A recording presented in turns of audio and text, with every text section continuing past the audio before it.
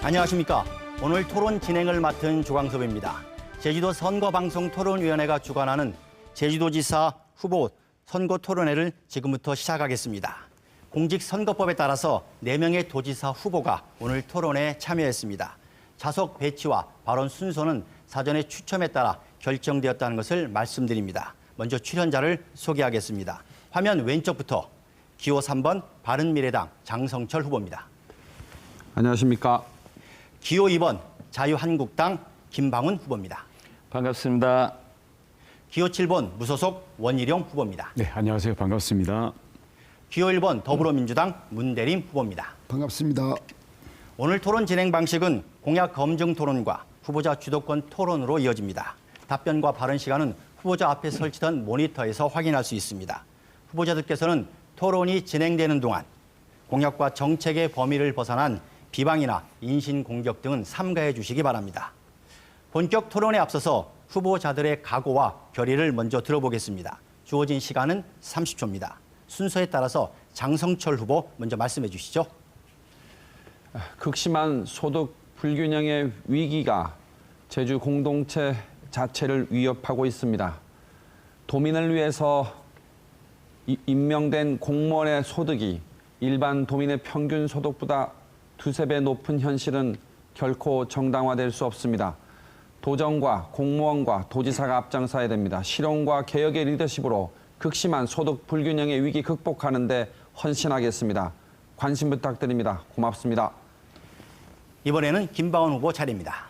네, 도민 여러분, 자유한국당 도지사 후보 김방훈입니다. 지금 제주도는 많은 변화에 직면해 있습니다. 지금 제주도의 선거 화두는 지속 가능한 제주라고 생각을 합니다.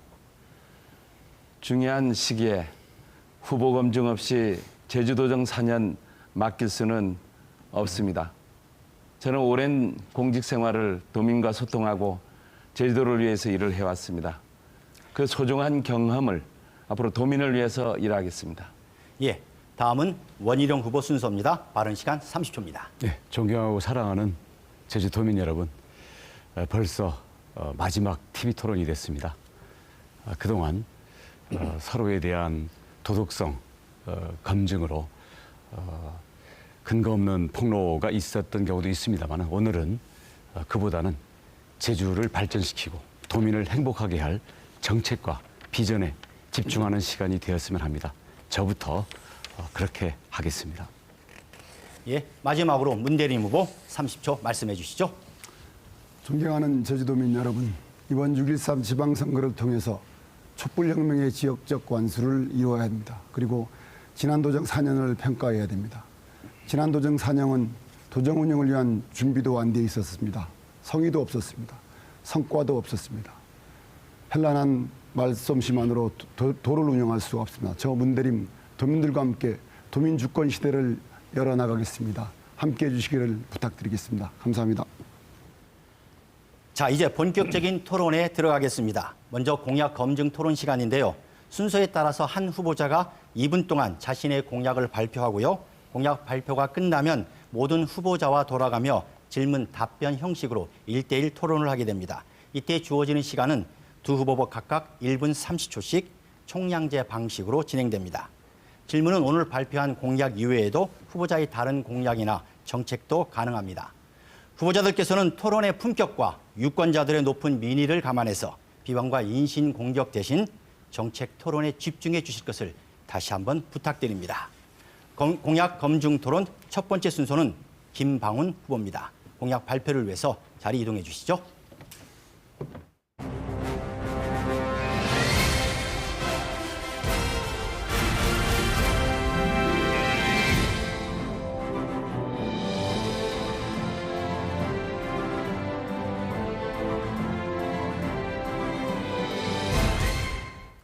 김방훈 후보 시작하시죠. 네. 사랑하는 도민 여러분, 자유한국당 도지사 후보 김방훈입니다.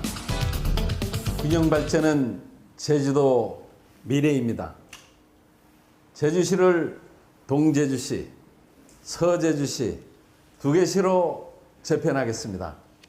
신도시는 관광과 상업, 교육, 문화, 주거, 복합 신도시로 개발하겠습니다. 제주도 주차 문제가 심각합니다. 도심지 토지를 매입해서 소규모 주차장을 시설하고 기존 주차 공간을 타워화해서 주차 문제를 해소해 나가겠습니다. 제주도의 주거 복지를 위해 청년, 신혼부부, 저소득층의 원가 아파트와 원가 임대주택을 제공하겠습니다. 불편한 쓰레기 문제를 해결하겠습니다. 쓰레기 분리배출은 확실하게 하고 요일별 배출제, 시간제는 전면 폐지하겠습니다. 제주도 1차 산업 활성화는 유통체계 개선입니다. 해상운송회사 설립하여 당일 수확, 당일 출하되도록 추진하겠습니다. 간접비용 줄여서 농수축산 물류비용 반값 되도록 하겠습니다. 깨끗한 정치를 하겠습니다. 깨끗한 도지사가 되겠습니다. 예, 직접 제작한 동영상으로 공약을 발표하는 게 참 이색적이었는데요. 김방훈 후보의 공약을 중심으로 1대1 토론을 시작하겠습니다. 주어진 시간은 각각 1분 30초, 평양제 방식이어서 얼마든지 질문과 답변을 나눠서 하시면 됩니다. 먼저 원희룡 후보부터 시작하겠습니다. 네, 쓰레기 분리배출과 관련해서 말이죠. 네. 우리 도민들이 많은 불편을 겪고 계신 거는 잘 알고 있고요. 너무나 미안하게 생각합니다. 하지만 지금 매립장이 포화 상태이고 현재의 인력과 장비 그리고 현재의 어떤 그 쓰레기 배출에 대한 어떤 습관 이런 걸로 비춰봤을 때는 일정 시간과 요일에 대한 제한이 불가피하다는 게 현재의 판단이거든요. 그리고 보셨는지 모르겠지만 썰전이라는 프로그램에서 유시민 그 씨도 결국 수도권에 일어나는 쓰레기 대란을 봤을 때는 결국 제주도 모델을 거쳐서 갈 수밖에 없을 거다 이렇게 말씀을 하신 적이 있는데요. 제가 질문을 드리고 싶은 거는 불편을 해소해야 된다는 것은 당연한 것인데요. 만약에 지금처럼 전면적으로 요일제나 시간 제한을 해제했을 때는 수거 인력이나 장비, 예산이 얼마나 추가로 더 들 것으로 산정을 하고 계신지요? 예. 저는 이 행정이 정치 확정해서 일을 할 적에는 도민들의 불편을 최우선적으로 확인을 해야 된다고 생각을 합니다. 충분한 토론을 걸치고 주민들의 공감대 속에서 돼야 되는데 일단은 당시에 시작할 때 당시는 클린하우스가 넘쳐서 그거에 따른 대책으로 요일별 배출, 분리배출을 그것들을 해왔던 거는 맞습니다. 근데 지금의 현실은 분리배출 아주 잘 되고 있습니다. 하지만 요일별 배출만큼은 굉장히 불편을 느끼고 있는 현실이기 때문에 그거를 요일별 배출은 도민의 뜻에 맞게끔 가는 게 좋겠다. 왜냐? 종이 박스라든지 플라스틱이라든지 이러한 부분들은 충분히 축소시켜서 클린하우스가 넘치지 않아도 될 수 있도록 할 수 있다는 그런 그 분석이 돼 있기 때문에요. 또 그리고 또 하나는 분명히 말씀드릴 수 있는 거는 시간제도 지금 12시 전에 파업을 종료하는 예를 들어서 어린이집이라든지 그러한 그 시설들은 쓰레기를 버릴 수 있는 시간이 3시부터 되기 때문에 굉장히 버릴 수 있는 시간이 없어서 그런 부분들은 해소시켜 나가야 되겠다. 그런 뜻에서 제가 말씀을 드린 겁니다.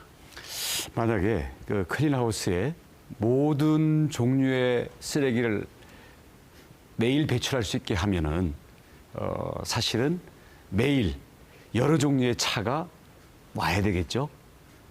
그러면 그만큼 이 수거해야 되는 차량의 운행 횟수라든가 그거에 따라서 당연히 인력도 더 필요하게 되는 거거든요. 네, 행정하고 인력은 충분히 계산을 해가지고 그에 따른 비용은 발생을 합니다. 그래서 그게 제가 처음에 드렸던 질문이 예. 계산을 해본 결과 그게 인력이나 예산이 얼마나 더 들어가는지 예, 것으로 그거는 계산했는가. 분석을 해왔 예. 분석을 했던 거기 때문에. 자, 두 후보 시간을 다 쓰셨고요. 다음은 문대림 후보와 김방훈 후보 간의 1대1 공약 토론입니다. 문대림 후보 시작하시죠. 네, 역시 저도 쓰레기 정책에 대해서 묻겠습니다. 아까 후보님께서 분리배출은 잘 되고 있다라고 말씀했습니다. 그만큼 제주도민들이 정책에 따라주고 있다고 그렇게 보시는 거죠. 그렇습니다. 예, 저도 예. 그렇게 인정을 합니다. 예. 그런데 수거의 문제, 처리의 문제에 있어가지고 저는 분명히 문제가 있다고 보고 있습니다. 그래서 저는 요일별 배출제를 폐지하자고 주장하신 김방훈 후보님의 속심정이 너무 솔직해서 그런 건 아닌가 이런 생각도 가져봅니다. 일단 맨 처음 새벽에 종량제 봉투를 와서 싣고 가죠. 그렇지 않습니까? 그 다음 뭘 싣고 갑니까? 재활용들을 싣고 가지 않습니까? 따로 가지 않습니까? 예, 예. 그런데 수거의 단계가 그렇게 된데 만약에 처리 과정이 이게 혼합돼서 실제로 혼합 처리되고 있다면, 혼합 소각되고 있다면 어떻게 생각하십니까? 아니 그 부분은 네. 행정의 일이라는 얘기죠. 저 얘기는 일단은 쓰레기 처리만큼은 분류해서 배출하면 자, 이 지점에서 나머지 처리 부분은 관에서 행정에서 해야 된다는 얘기죠. 제가 이 지점에서 드리고 싶은 말씀은 뭐냐면 맞습니다. 관에서 행정에서 해야 됩니다. 그런데 도민들은 적극 홍보에 따라 가지고 쓰레기 정책에 따라주고 있는데 실상 행정에서는 도민들의 의사와 반대로 그것을 혼합 소각하고 있는 게 현실이다라고 하면 그 행정은 문제가 있다고 보십니까? 없다고 보십니까? 아 그거는 행정 자체 내에서 분류해서 소각하고 처리를 해야 되고 소각하다 남은 건 매립하고 이렇게 처리를 해야 되는데 그 부분에서는 행정 내부에서 처리를 해야 되는 그런 사실들입니다. 실제로 함께 혼합돼서 소각되고 있는 것이 현실이라면 어떻게 하시겠습니까? 그게 분리 배출 과정에서의 문제인데요. 저는 그래서 자원순환종합센터를 분리 배출은 되었는데 행정에서 처리 과정에 혼합 처리되고 있다면 말입니다. 그래서 앞으로 그래서 제가 자원순환종합단지를 조성해야 된다는 얘기가 그 말입니다. 무슨 얘기냐면 그 단지 조성을 해가지고 폐비닐은 폐비닐대로 그냥 일반 비닐 그리고 병류 단지 내에서 한꺼번에 처리할 수 있도록 하는 그런 시스템을 만들어야 된다는 얘기가 제 얘기입니다. 예, 문 후보는 다 쓰셨고요. 김 후보는 지금 38초 남았습니다.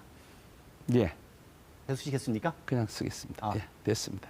자, 그럼 끝으로 장성철 후보와 김방훈 후보 간의 1대1 토론 순서입니다. 장성철 후보 시작하시죠. 저도 쓰레기 묻겠습니다. 그 수거 분리, 그러니까 집에서 배출하고 수거해가는 현장 집 근처의 단계하고 쓰레기 처리하는 매립장에서의 처리 단계, 그러니까 1단계하고 2단계로 나눈다면 1단계는 어쨌든 주민들의 참여와 협조 때문에 상당히 성과를 거뒀다 이렇게 보는데 어떻게 생각하십니까? 그거는 주민들의 많은 참여 속에서 이루어지고 있다고 생각합니다. 행정의 미숙함에도 불구하고 시민들의 네, 정신이 그거를 기여했다 이렇게 보거든요. 어떻게 예. 생각하십니까? 인정합니다. 그러면 봉계동 쓰레기 매립장에서 처리 단계에서는 객관적으로 효율적으로 하고 있다고 생각하십니까? 비효율적이라고 생각하십니까? 현재. 효율적으로 노력을 많이 하는데 현실적으로 쓰레기가 수집해가지고 가서 처리하는 과정에서는 현장 여건이 녹록지를 않습니다. 그런 부지사로- 과정에서 예, 부지사로 재직하실 때의 처리 시설 예, 그리고 지금 현재 처리 시설에 변동이 있습니까? 없습니까? 변동은 없는데요. 개선은 하고 있습니다. 그래서 동복리에다가 쓰레기 매립장을 다시 새로운 환경 속에서 건설하고 있다는 말씀드리겠습니다. 동복리 시설 빼고 봉계동에 있는 시설은 개선이 됐습니까? 변동이 있습니까? 일부 개선 중입니다. 구체적인 핵심 내용이 뭐가 바뀌었습니까? 그러니까 거기는 쓰레기 음식물부터 시작해가지고 폐기물류, 폐목재 이런 부분이라든지 폐비밀류 이런 것들이 지금 이제 처리 안 되고 쌓아져 가지고 보관되고 있다는 얘기죠. 그러니까 이런 부분들이 종합 단지를 통해서 앞으로 처리를 해 나가야 된다는 그런 말씀입니다. 근데 거기에서 만약에 쓰레기가 가연성 쓰레기, 비가연성 쓰레기, 폐비닐, 종이 이렇게 분류해서 재활용은 늪이고 소각은 최소화하고 매립은 제로화하는 것이 목표가 돼야 되지 않습니까? 그렇습니다. 그렇게 단계별로 우리가 지향해야 될 쓰레기 정책입니다. 현재 그렇게 구분이 안 되고 이것이 세 개가 다 한꺼번에 매립이 되고 있거나 한꺼번에 다 소각이 되고 있다면 어떻게 생각하십니까? 일부 그렇게 해서 그런 매립되고 있고 소각되고 있기 때문에 이 앞으로 쓰레기 정책에 대해서는 우리가 세밀한 정책들이 세밀히 해서 처리돼야 된다. 그런 생각을 갖습니다. 현장에서 주민들은 노력해서 분리수거를 했는데 처리 단계에서 혼합이 되고 있고 섞어서 처리가 되고 있다. 맞습니까? 그래도 지금은 많이 좋아진 상황입니다. 구체적인 데이터를 혹시 알고 계십니까? 구체적인 데이터는 수치로 가져 있지는 않습니다. 만약에 그것이 처리가 혼합돼서 되고 있다면 전 심각한 문제라고 생각합니다. 예, 무슨 말씀인지 알겠지만 아무튼 그런 부분에 대해서는 이제 앞으로가 수기하면서 처리를 해야 될 그런 사항들이라고 숙제라고 생각을 합니다. 대안이 있으면 말씀해 주십시오. 이 대안은 아무튼 아까 말씀 자원순환형 종합 단지를 만들어서 그런 시설들을 해야 나가야 된다는 얘기죠. 처리. 예. 예. 장소를 주무 수고하셨습니다. 김 후보 지금 1초 남으셨는데. 예, 됐습니다. 예, 감사합니다. 자, 두 번째 공약 검증 토론 순서는 원희룡 후보입니다. 공약 발표를 위해서 자리를 이동해 주시죠. 예, 잠깐만요.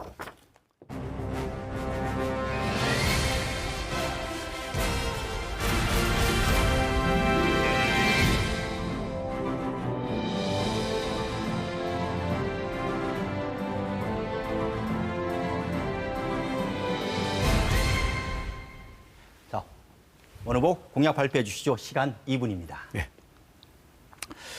우리 제주의 가장 큰 문제는 제주의 자연을 지키는 것입니다.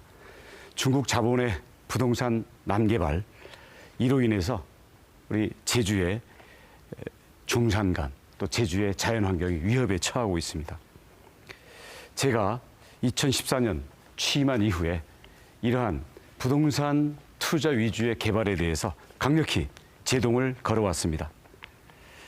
다행히 난개발에 급한 불은 껐다고 평가가 됩니다. 이 과정에서 온갖 중국의 비난과 우리 개발 분야에서의 반발도 있었습니다마는 그래도 큰 고비는 넘겼다고 평가를 합니다. 이제 앞으로 우리 제주의 자연을 지키고 난개발로 인한 여러 가지 후유증을 해결해 나가는데 보다 체계적인 관리 계획들을 시행해 나가겠습니다. 이제는 이러한 후유증을 치료한 그 위에서 제주 도민들의 일자리, 소득, 그리고 복지, 안전 이것을 키울 수 있는 제주 도민들을 위한 질 좋은 밥상을 차리는 데 전념을 하겠습니다. 특히 청년 일자리는 앞으로 4년 임기 내에 공무원, 공기업 등 공공부문 일자리에 10,000명을 취업시키겠습니다. 그리고 선취업 후 훈련 형태로 청년들을 매년 1,000명 훈련시켜서 각 분야로 진출을 시키겠습니다.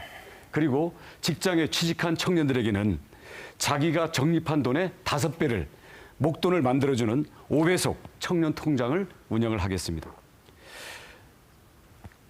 보육 차액에 대해서도 도에서 전액 부담하고 24시간 긴급 돌봄센터를 각지에 만들겠습니다.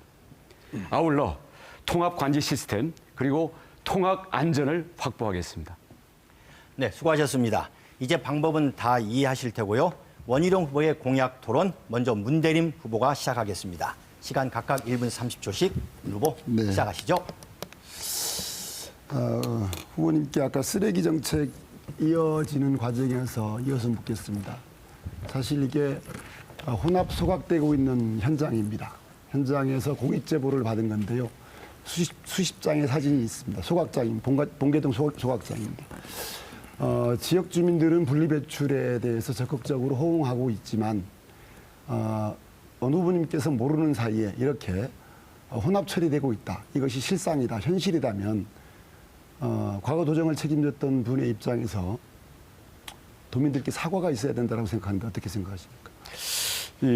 우리 도민들의 정확한 이해를 위해서 저도 마찬가지로 자료를 준비를 해왔습니다.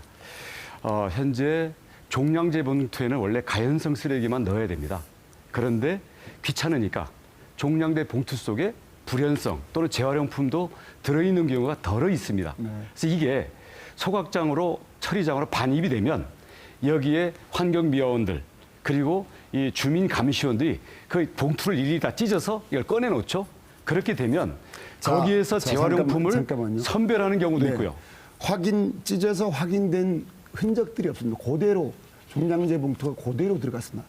좋습니다. 만약에 이렇게 처리되고 있다면 지역 도민들은 적극적으로 분리배출에 참여를 하는데 정작 행정에서는 혼합 처리를 하고 있는 게 사실이라면 어떻게 하시겠습니까? 행정에서 이게- 혼합 처리를 하는 게 아니라요. 이 부분은 도민들의 오해를 분명히 저희가 없애야 되기 때문에 그 반입이 되면 반입장에는 여기 보시게 아니, 되면 예를 들어서 봉계동 주민들의 감시원이 그 쓰레기에 반입되는 그 성상을 감시하고 있습니다. 그리고 거기에 실제 여기 보시다시피 1차 선별, 2차 선별, 3차 선별을 통해 가지고 여기에서 재활용품으로 저희가 분리시킬 갖고 수 있는 있는 부분들은 잠깐만요. 분리를 네. 시키고 있습니다. 네, 공익제보에 의한 모든 자료들은 한 수십 장 됩니다. 전부 소각장이고 재활용 쓰레기들이 소각장으로 그대로 들어가고 있습니다. 이게 현실입니다. 한번 확인해 보시기 바라겠습니다. 지금 1,500여 명의 환경미화원과 매일매일 근무하고 있는 주민 감시원들 그분들의 노력에 대해서도 저희가 물론 그 노력에도 불구하고 사실은 섞여 있는 경우들이 있습니다. 이것은 개선 과정에 있다고 말씀드릴 수 있겠습니다. 또 묻겠습니다. 사섬위원회 폐지 법안 찬성하셨었죠? 발의를 했죠. 발의를 했었죠? 예. 예. 공동 발의가 됐습니다. 왜 한 것이죠? 처리 자체가 안 됐죠, 그 법안. 왜 한 것이죠, 그런데? 네? 사섬위원회 폐지 법안에 발의한 이유가 무엇입니까? 당시에 폐지를 해야 된다고 당시에 제가 소속했던 한나라당 의원 전원의 도장을 원내대표가 다 찍었습니다. 아, 네, 당론이기 때문에 그렇다는 겁니까? 그렇습니다. 당이 저희도보다 중요했습니까? 그런 얘기가 아니라요. 네. 저는 토론 과정에서 반대 토론을 했음에도 불구하고 당론이라는 이름으로 원내대표가 획일적으로 도장을 찍었습니다. 감사합니다. 두 분 모두 시간 다 쓰셨습니다. 다음은 장성철 후보와 원희룡 후보 간 1대1 공약 토론입니다. 장성철 후보 먼저 시작하시죠. 수고하셨습니다. 발표한 내용 중심으로 하나씩 묻겠습니다. 통합관제 시스템 확보하시겠다고 그랬잖아요. 현재 통합관제 시스템이 어떻게 되어 있습니까? 현재 CCTV가 경찰, 교통, 다음 우리 환경 이런 것들이 다 따로따로 되어 있습니다. 예를 들어서 어떤 것은 주민센터에 있고요. 어떤 것은 어디입니까? 월드컵 경기장에 있고요. 어떤 부분은 경찰에 있고 어떤 것도 자치경찰에 있고 이렇게 있어요. 이게 따로따로 있기 때문에 실제 투자된 거에 비해서 통합적인 운영 효율을 못 내고 있습니다. 그럼 통합관제 시스템 그 운영 시스템 자체가 현재 구축은 안 돼 있다 이겁니까? 네, 안 돼 있습니다.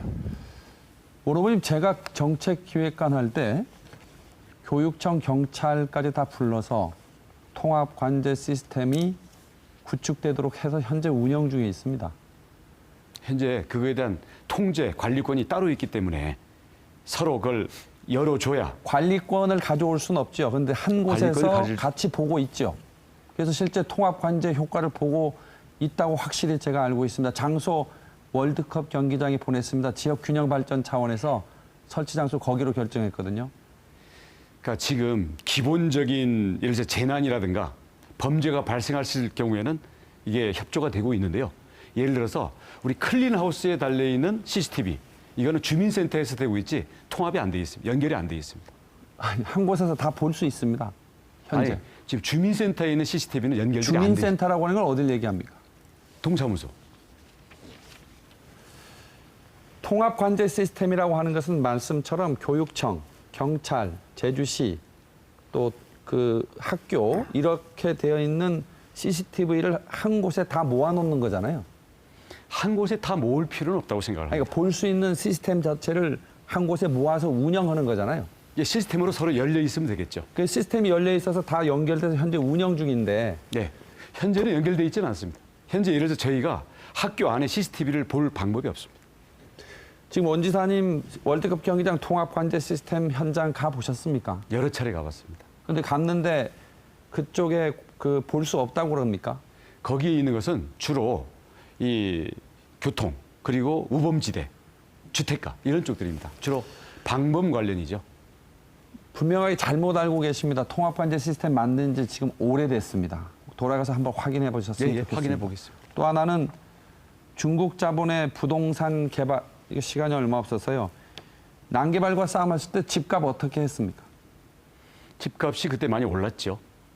집값이 오르는 건 난개발입니까? 난개발로 인해서 개발 수요가 폭증을 하면서 땅값, 집값이 같이 오른 것도 사실입니다. 그리고 그때의 집값이 오른 것은 전국적인 주택값 폭등하고도 맞물렸습니다. 시간이 없어서 여기까지 하겠습니다. 자, 원 후보 6초 남았습니다. 쓰시겠습니까? 네, 다음. 예. 마지막으로 김방훈 후보와 원희룡 후보 토론 순서입니다. 김방훈 후보 시작해 주시죠. 예, 아까 장 후보께서 얘기했던 사항입니다. 관광 단지 관계 관련 개발 사업 관련입니다. 사실 전임 도정에서도 그러한 사업들을 많이 해왔습니다만은 3개 단지 20기 지구 개발을 할 때에는 제주도의 경제 활성화라든지 고용 창출이라든지 다양한 관광 시설이 들어오면 제주도의 경제가 돌아가고 제주도의 그 소비가 많이 이루어내겠다 하는 차원에서 외국에 가가지고 유치 활동을 많이 해왔었습니다. 근데 지금 현실은 그렇게 해서 따온 사업이 지금 현실적으로 신뢰가 되질 않고 변경이 되고 하는 과정에서 외국인 투자 유치 사업에 굉장히 걸림돌이 지금 되고 있는 현실입니다. 과연 이 현실을 어떻게 헤쳐나가야 될 건지 앞으로 제주도의 신뢰성이라는 것은 땅에 떨어졌다고 생각을 합니다. 이 부분에서 한 말씀 좀 주셨으면 좋겠습니다. 저는 그 중국 자본 투자의 큰 문제점은 부동산을 개발해서 분양하는 데 있다고 봤습니다. 지금 예를 들어서 헬스케어의 콘도라든지 뭐 백통신원 같은 이런 콘도들이 있는데요. 물론 중국인들이 와서 사는 경우도 있습니다만은 1년 내내 한 보름 정도만 사람이 있고 나머지는 비어 있으면서 이게 관광 숙박으로 편법적으로 나오는 이런 사례들까지 있습니다. 이런 경우에 과연 얼마나 고용 창출이 되며 지역 경제에 이바지하는지 이 부분은 어떤 미래의 어떤 재산 저장의 수단으로 이용되고 있을 뿐이지 제주도의 땅을 잠식만 하고 제주 경제에는 기여도가 약하다. 그래서 같은 투자라고 한다면 이런 부동산 개발 분양 형식이 아니라 실제 관광의 기반 시설들로 이게 운영이 될 수 있게끔 하다못해 호텔이든지 어떤 문화시설이라든지 이게 운영이 돼야 되겠죠. 운영이 잘 안 되고 관광객이 안 오면 거기가 같이 망하게끔 돼야 실제로 관광객을 끌고 오기 위해서 노력하지 않겠습니까? 이런 의미에서 내용이 있고 지역 경제에 맞물려서 돌아갈 수 있는 부분으로 투자가 주로 돼야 되겠다. 그리고 그 내용도 우리 제주 사회와 동떨어진 자기들만의 어떤 그 차단된 그런 지대를 만드는 것이 아니라 지역 경제의 상권, 그리고 지역 경제의 관광 이런 부분들하고 맞물려서 서로 상생할 수 있어야 되겠다. 그래서 앞으로는 선별적으로 이런 투자를 받아들이고요. 투자를 우리가 진행할 때에도 이런 조건을 강하게 걸어서 그런 조건을 통과하지 않는 곳은 허가해 줄 필요가 없다고 생각을 합니다.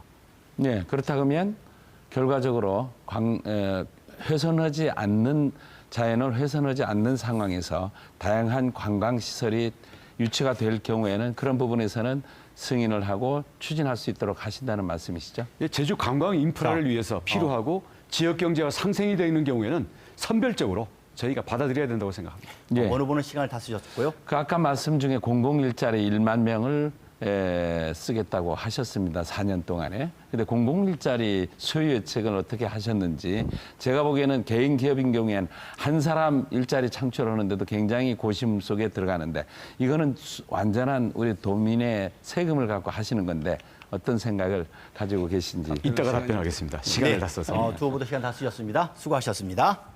이어지는 공약 검증 토론 순서는 문대림 후보입니다. 공약 발표를 위해서 자리 이동해 주시죠.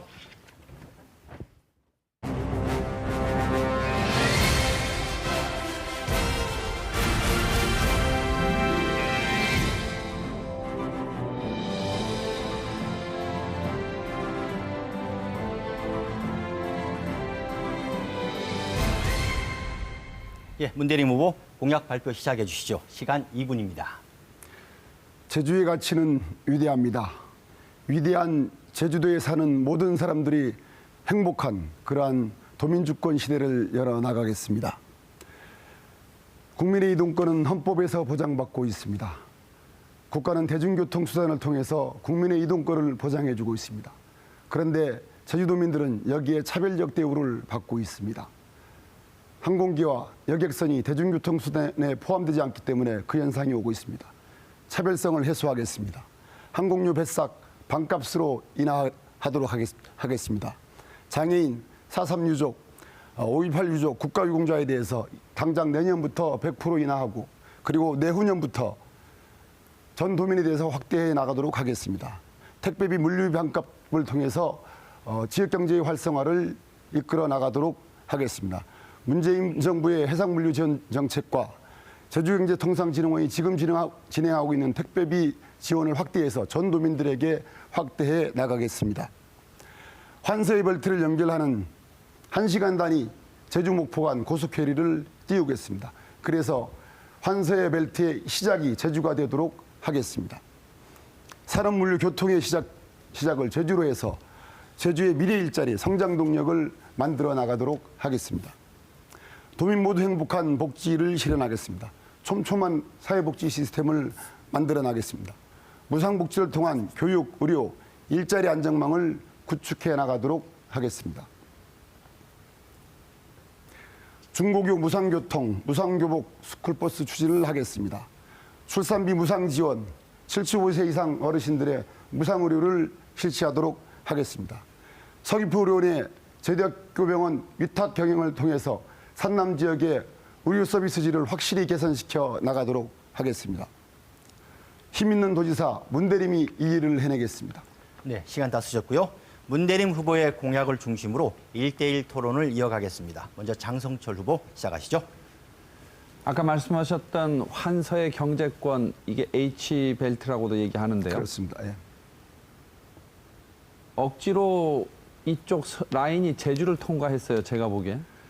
왜냐하면 제주 섬에서 육지하고 연결할 수 있는 수단이 배밖에 없는데 우리가 해상 운송 갖고 환서의 경제벨트의 중심에 들어갈 수 있다고 생각하세요? 저거는 환서의 경제벨트의 중심이 될 수 있는 것은 이후에 지금 북방 정책도 있지만 남방 정책도 기획하고 있기 때문에 제주도는 충분한 가능성이 있다고 생각하고 있습니다. 구체적인 근거가 어떻게 됩니까? 문재인 정부의 공약 정책이 북방 경제와 남방 경제를 동시에 한반도를 기반으로 추진한다는 정책이 있습니다. 아까 말씀하셨던 것 중에 항공료를 반으로 반값 하겠다는 거잖아요. 네. 그렇게 했을 때 예산은 어느 정도 잡고 있습니까?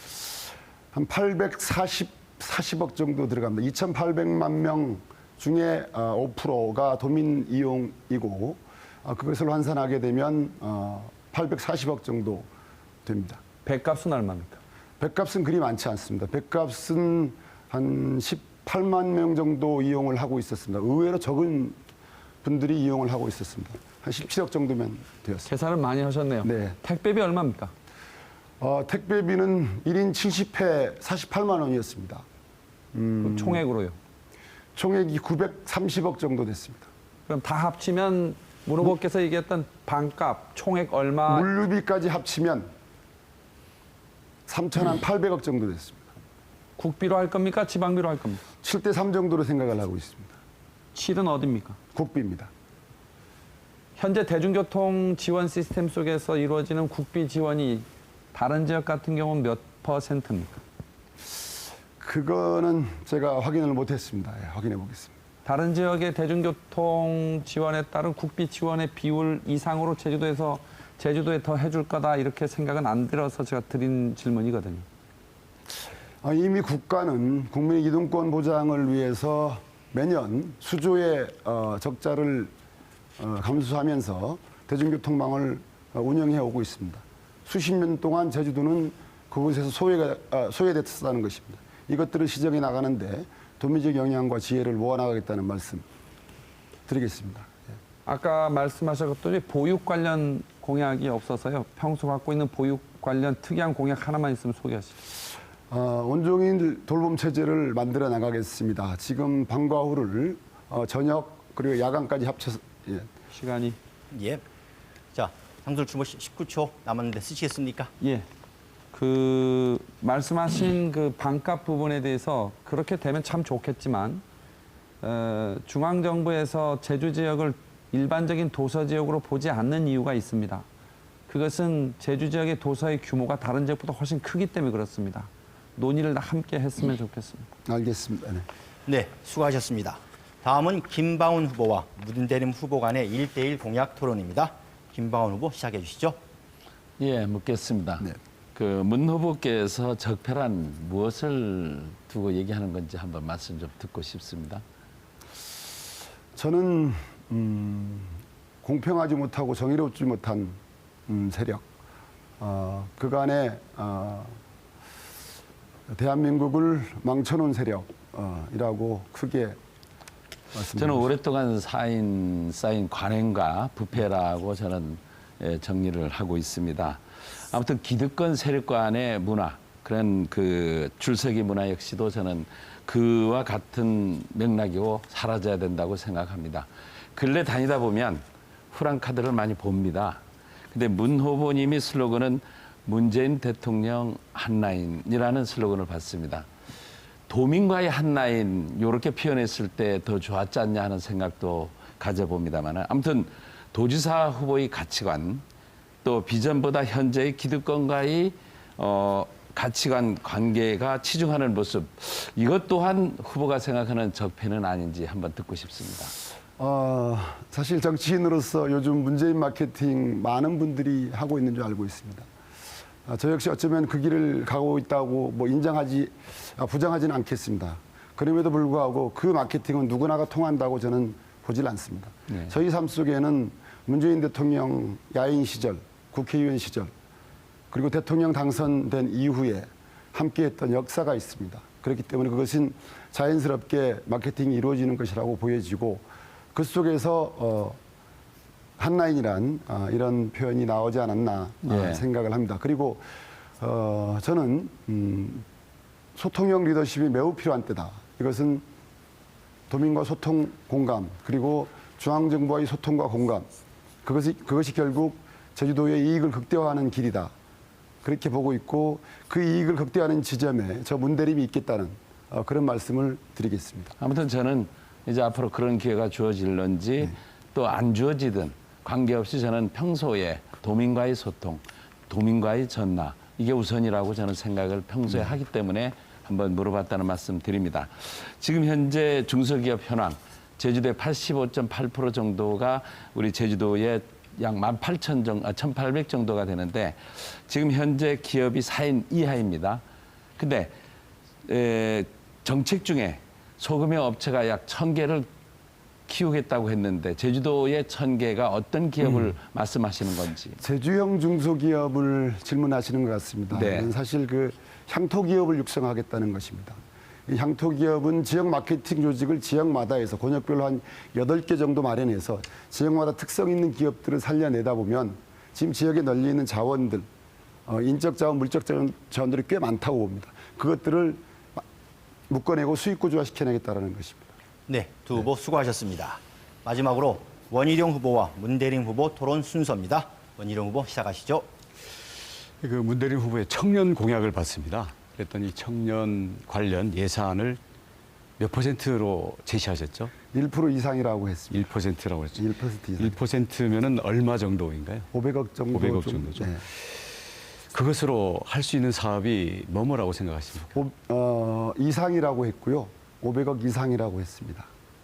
청년 수당도 지급하신다 그런 것 같은데. 네, 500억 이상이라고 했습니다. 500억 이상이면 얼마를 생각을 하십니까? 제가 보기에 저는 최초의 공약은 2% 이상이었습니다. 2% 이상이었고, 청년 수당인 경우에 6개월 60만 원씩 지급을 하고, 물론 이제 5천 명 기준으로 했을 때 180억, 예, 그 정도라고 봅니다. 그리고 지금 이제 전임도정에서는 이제 주거, 복지, 행복주택 쪽에 좀 치중한 면이 있지 않았나, 저는 이런 생각도 좀 들었습니다. 그래서 네. 예. 좋습니다. 네. 그 청년 예산 1%라고 해서 턱없이 부족하다고 생각을 하고요. 전임도정은 0.8%인 줄 알고 있습니다.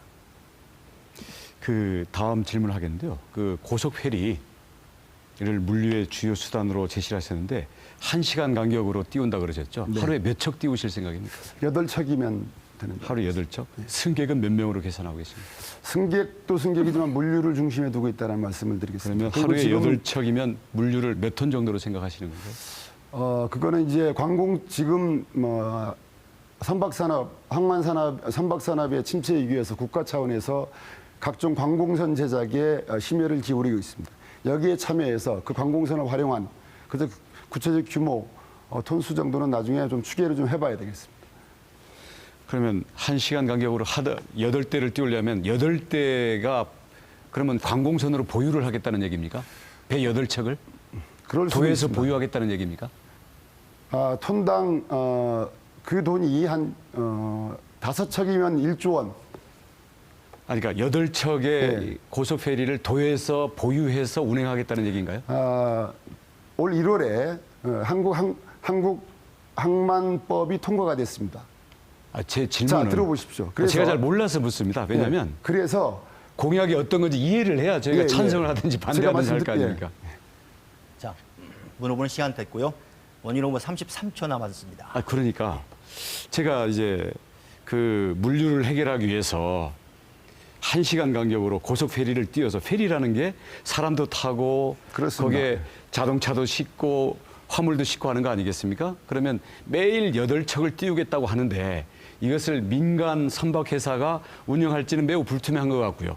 그럼 의지를 앞세워서 결국은 지금 행정에서 8대를 보유하든지 민간과 임대차 계획을 해서 운행하는 것 같은데 이런 부분에 대해서 과연 정확히 계산이 된 것인지 그게 궁금해서 물어본 겁니다. 해운물류공사를 이미 제가 공약으로 했고 말입니다. 담당 기관입니다. 담당 기관이고. 네, 두 네. 후보 수고하셨습니다. 공약 검증 토론 마지막 순서 장성철 후보입니다. 공약 발표를 위해서 자리 이동해 주시죠.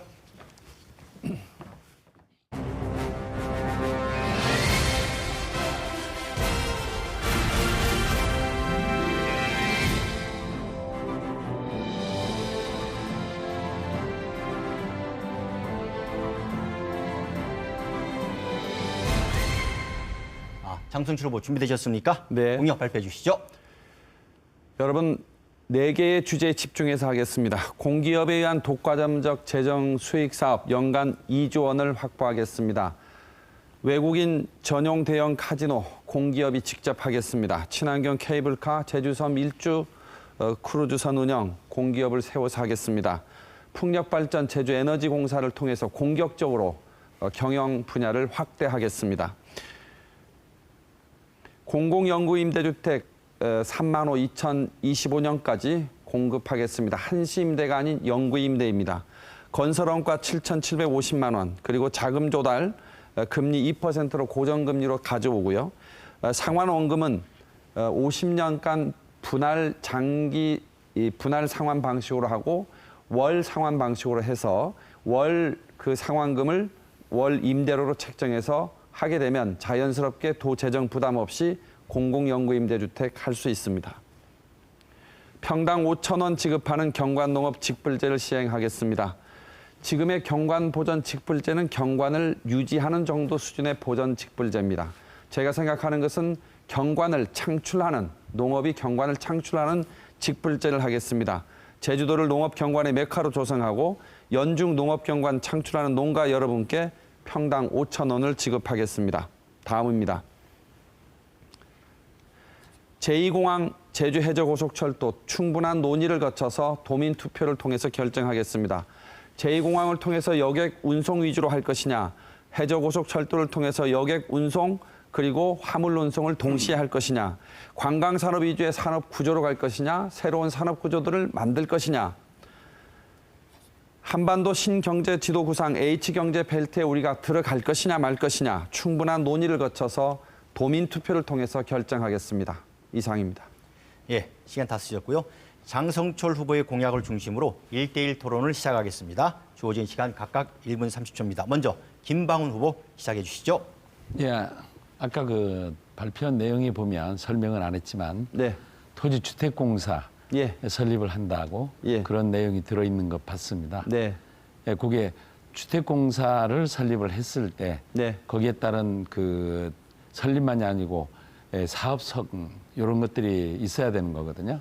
사업에 어떤 것들을 생각을 하시고 계신지. 제가 공약한 공공연구임대주택, 공공임대상가를 중심으로 하되요. 제주의 특수성을 반영해서 농지은행의 기능까지 함께하는 그런 제주 토지주택공사를 통해서 경관농업직불제도 추진하겠다. 그렇게 말씀드릴 수 있습니다. 혹시 지금 지방개발공사가 지금 현재 현존이 돼 있는데 네. 새로운 토지주택공사를 설립하는 것보다 네. 지금 현재 주택사업이라든지 임대사업을 하고 있는 제주지방개발공사로 직접 일을 할 수 있도록 하면 일단은 조직을 별도로 안 하더라도 저렴한 그 사업 운영에 문제가 효율성을 가질 수 있는 그런 장점이 있는데 그 부분에서는 어떻게 생각하십니까? 제주개발공사에 있는 그 주택사업 부분은 떼내서요.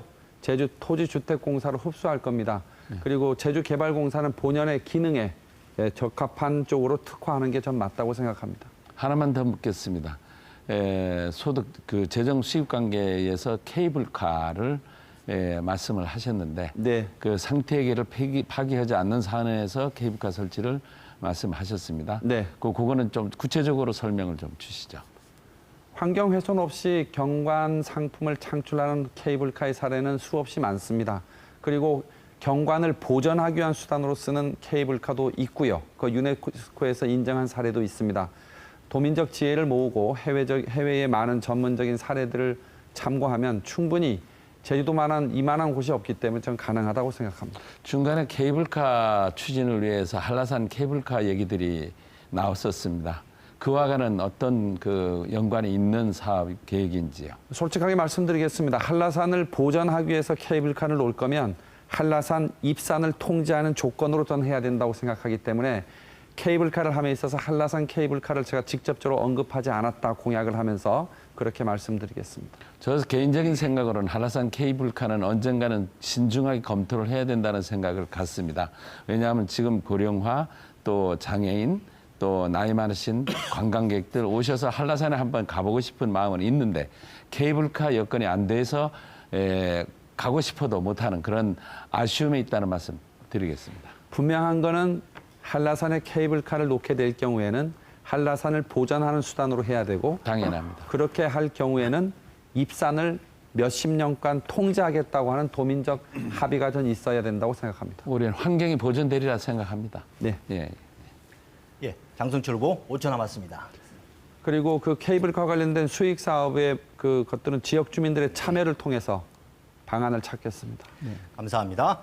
다음은 원희룡 후보와 장성철 후보 간의 1대1 공약 토론입니다. 원희룡 후보 시작하시죠.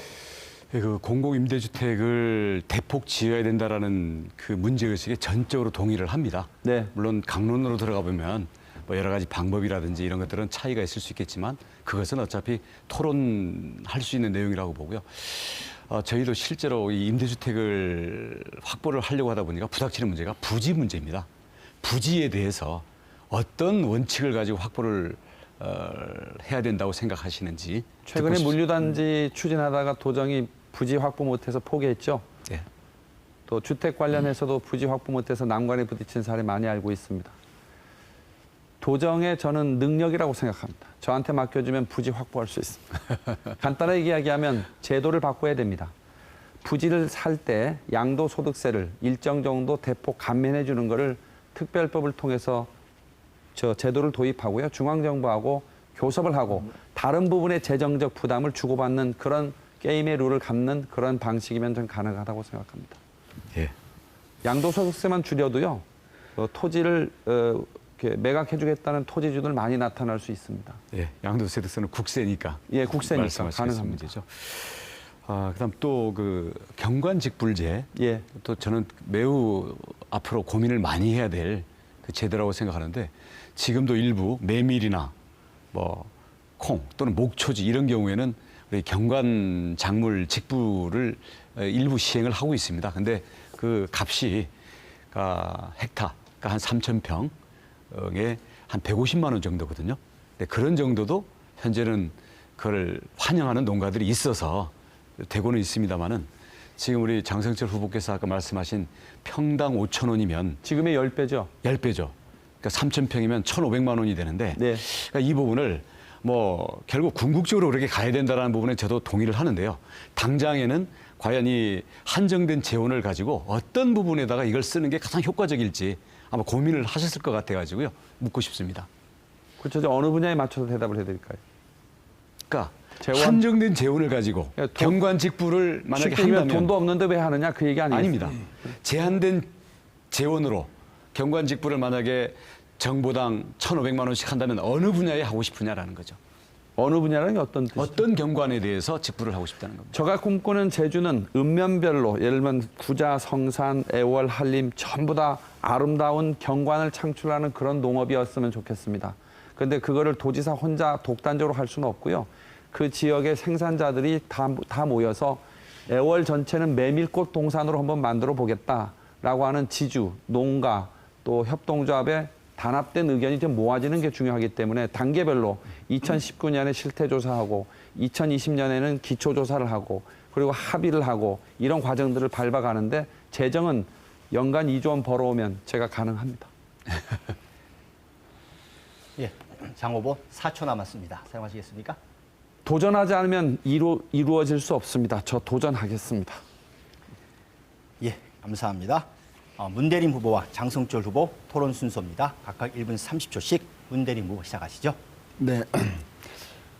농업 전문가이시고 정책기획관 출신이어서 1차 산업 관련한 정책들이 눈에 쏙쏙 들어오고 있습니다. 감사합니다.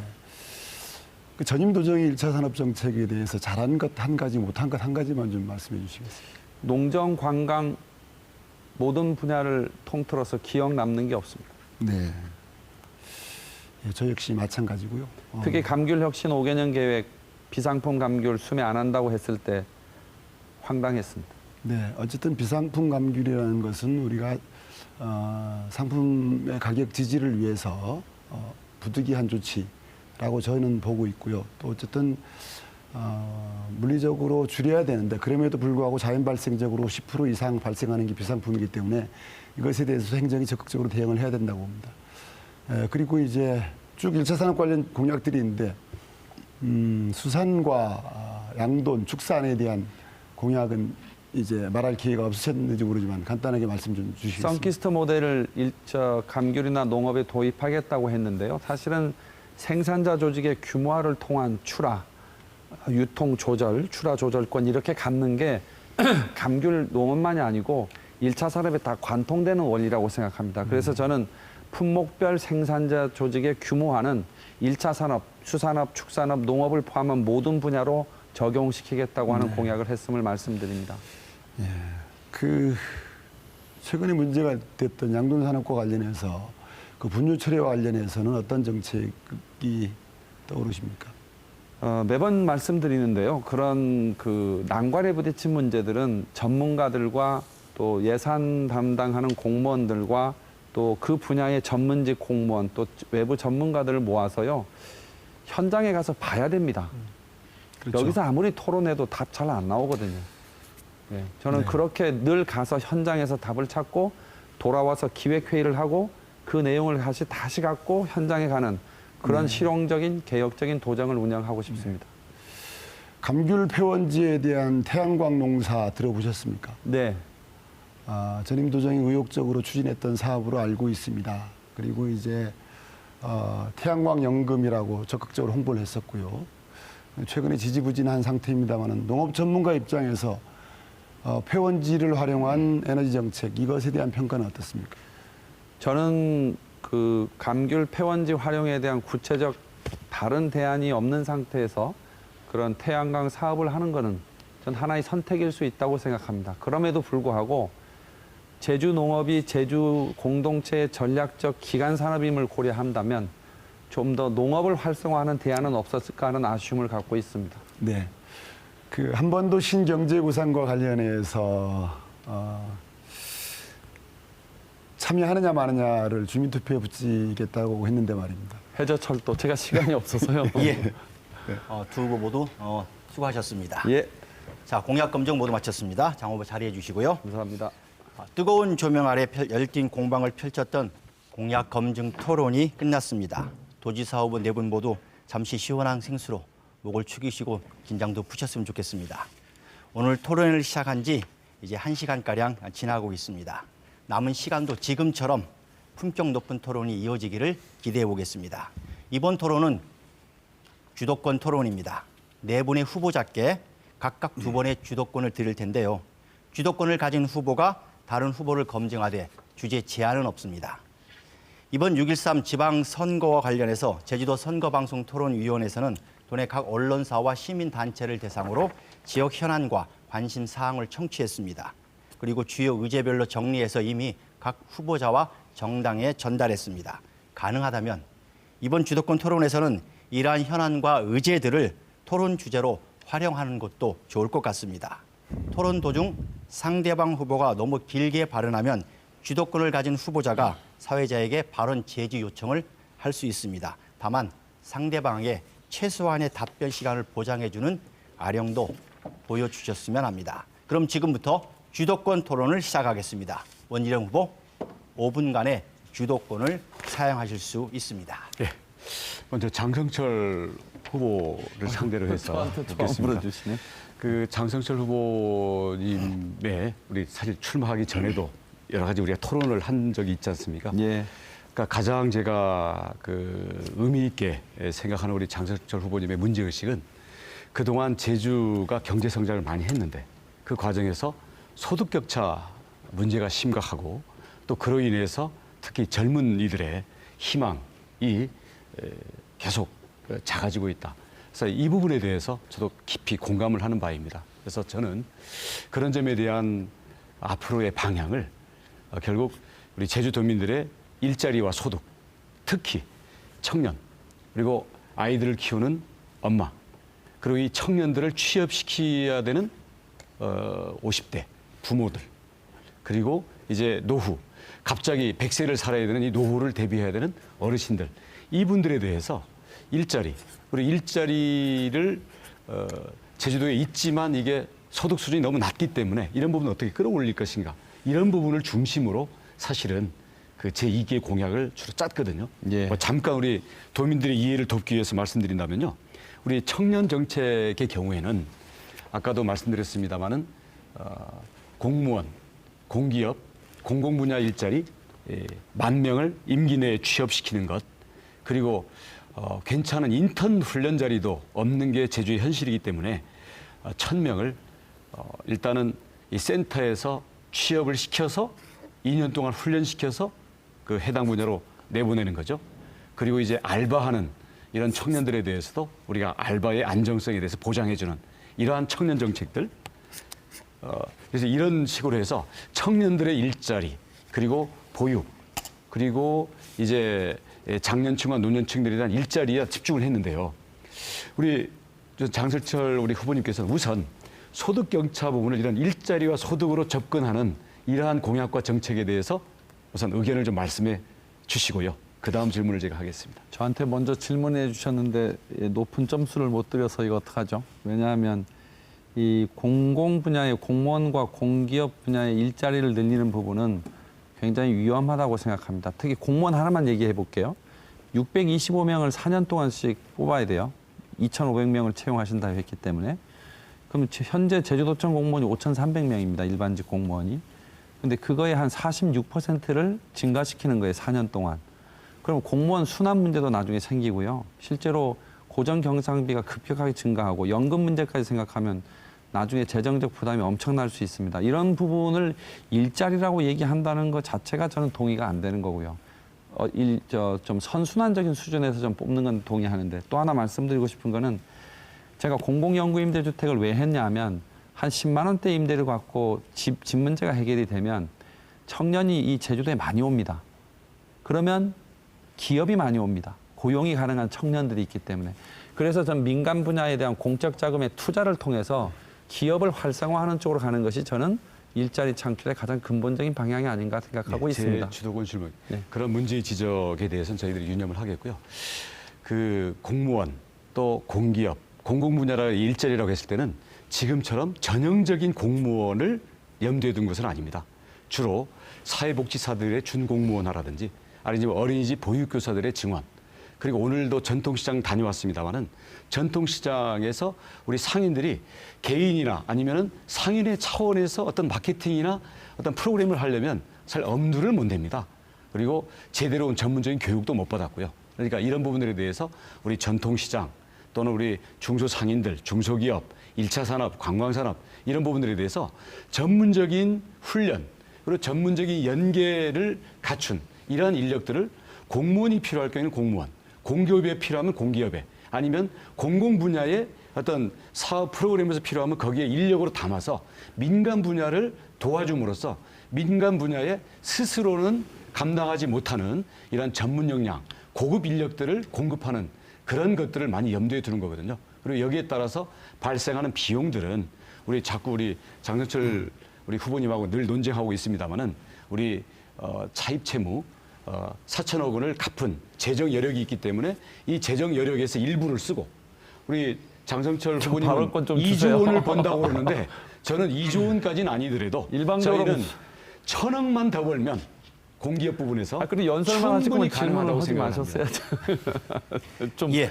발언권 좀 한 1, 20초 좀 주시면. 주도권 토론. 자, 이번에는 문재인 후보 차례입니다. 시간 마찬가지로 5분입니다. 네, 원희룡 후보께 묻겠습니다. 네. 4.3위원회 폐지 법안 원내대표가 도장을 찍어버린 겁니까? 네, 그렇습니다. 본인의 의지와 관계없이. 네, 그렇습니다. 네. 그게 이제 그러면 그게 당론이기 때문에 어쩔 수 없이 받아들인 것이다라고 봐야 됩니까? 당시에 발의는 됐지만 국회에서 알고 통과가 안 됐습니다. 예, 근데 그 사실을 확인한 후에 어떤 조치를 취했습니까? 네, 좋습니다. 네. 4.3위원회는 지금까지 많은 일을 해왔거든요. 당시에도 그렇고 4.3위원회 폐지 법안에 서명을 했던 그 도장을 찍었던 것은 저는 역사 앞에 반성을 해야 될 거라고 보고 있습니다. 그리고 지금 4.3 특별법 전면 개정안이 지금 발의가 돼 있지 않습니까? 네. 그 과정에 작년에 아마 4.3 유족회라든가 단체들이 어느 후보를 찾아가서 야당에게도 공동 발의를 좀 할 수 있도록 협조해달라 이런 부탁이 있었던 줄 아는데 어떻게 행동하셨습니까? 그래서 그런 일이 없었습니까? 공동 발의를 저희가 노력을 좀 했죠. 네, 성과는 당시 제가 한국당을 탈당한 상태였기 때문에 한국당에서는 호응을 아마 못 얻었던 것 같고 네. 당시에 바른정당에서는 몇 분 해주셨죠 아마? 그렇지 않은 줄 알고 있습니다. 예. 확인해 주시고요. 그래서 4.3 해결을 위한 4.3 특별법 개정을 위한 노력이 안 보였다 이런 지적을 드리고 싶습니다. 그리고 저도 어쨌든 뭐 정책 질의를 하고 싶지만 정책 나왔던 얘기여서 이걸 확인을 하고 지나가야 될 것 같습니다. 지난번 토론회 때 이제 그 원 후보께서 본인이나 아버지가 조성한 사안이라면 책임을 지겠다라고 했습니다. 납골묘에 관한 겁니다. 제주도에는 물론 이제 전국적으로도 그렇습니다. 정서가 있고 정서법이 있습니다.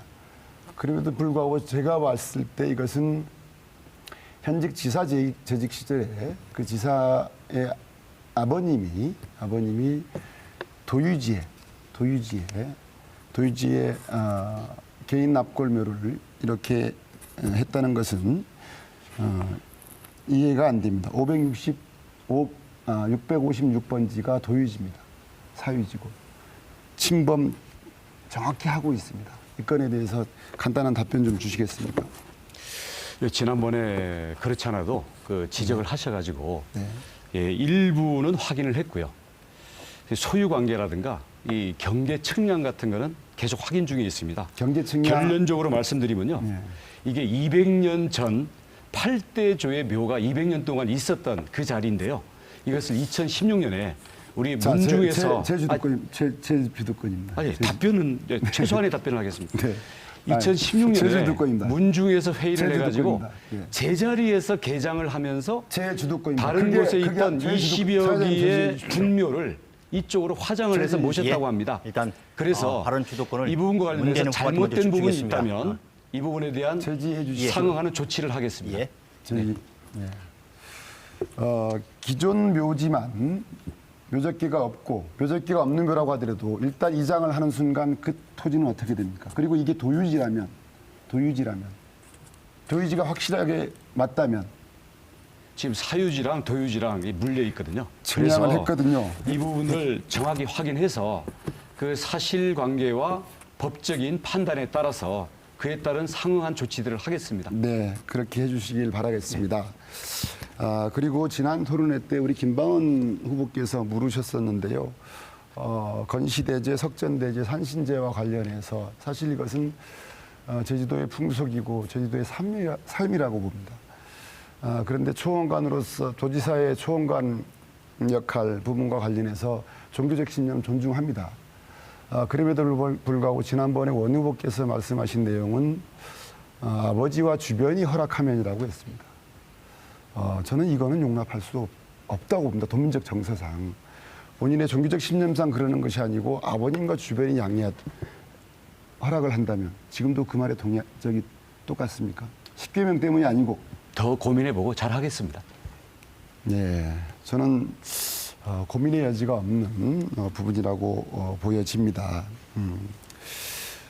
그리고 이제 버스 준공행제와 관련해서 지난번에 400억이 입금이 들어온다 때문에 700억 중에 300억만 드는 것이다라고 얘기했었죠.